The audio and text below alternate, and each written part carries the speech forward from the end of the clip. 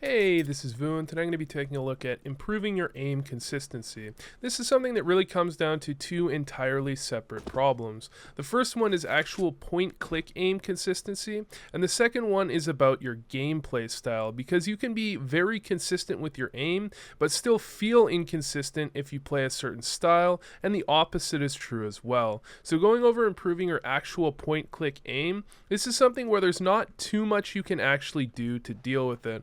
A lot of the time, this does really come down to your own hand-eye coordination and your experience with the game, so that will come with time. However, there are two things that I would look at to try and improve your consistency at least a little bit. The first one is going to be actually the way you move your mouse, and the second one is your sensitivity, and these do tie in pretty significantly to each other. So when you're looking at the way you move your mouse, there are two ways that people generally move their mouse. The first one is going to be with their wrist as the pivot to move their mouse around, and the second one is going to be with your elbow and using mostly your forearm to move around, and your wrist is more or less locked in place. You're going to notice for a lot of the time that the players that use their wrist to move their mouse around are players that have a lot flickier aim. They're probably going to hit the more flashy shots a lot of the time, and they're usually going to have a slightly higher sensitivity because you have less room on your mouse pad you can use comfortably.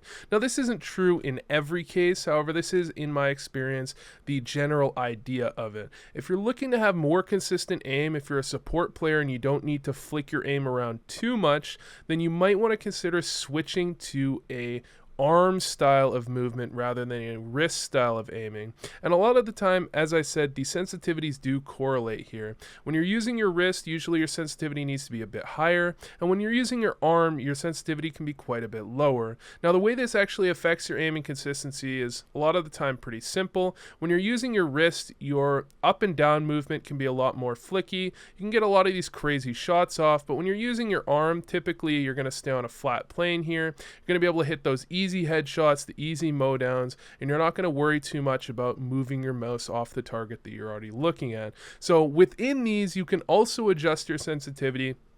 And I might say lower sensitivity does beget slightly more consistency. This isn't true for everybody in every case. However, in my experience, when I've upped my sensitivity, I've felt that my consistency has definitely gone down quite a bit, even from a game-to-game perspective. Sometimes my aim would be crazy on point with the highest sensitivity, other times not, even on a day-to-day basis, because some days you just wake up and you're hand-eye coordination isn't feeling quite on point. So you might want to consider that as well. However, I would focus on potentially changing the way you aim in general if you're a more passive player, if you're not worried about that flicky aim and you're just looking for the consistency.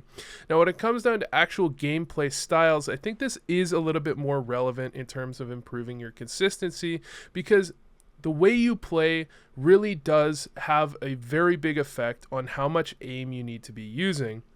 The only way to get truly consistent aim is to aim as little as possible. And I know this seems kind of counterintuitive, but when you look at some of the best players in the world that are very consistent, a lot of the time support players, they play a style that's less about peeking out, looking at a very narrow angle and hitting flick shots, and more of a style where they peek out aiming directly at people's heads. They're already looking at someone and they have to move their mouse as little as possible before getting that kill.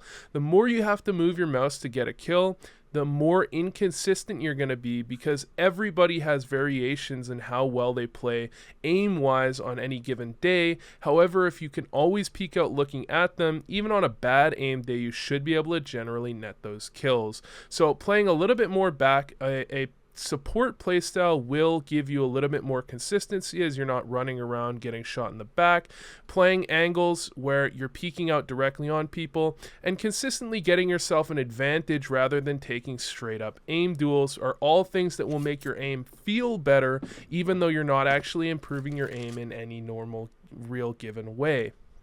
The only other thing I can actually look at here to improve your consistency is to look at how close you're holding your crosshair to any given corner.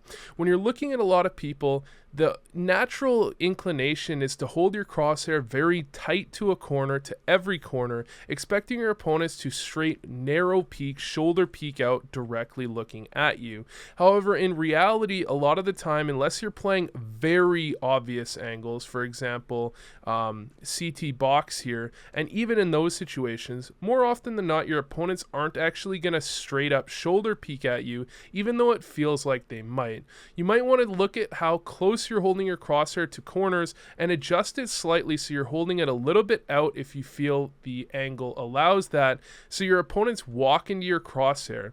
Again, this is about allowing your opponents to walk into your crosshair, so you're limiting how much aim you really need to do and limiting the potential inconsistencies you can have in your gameplay.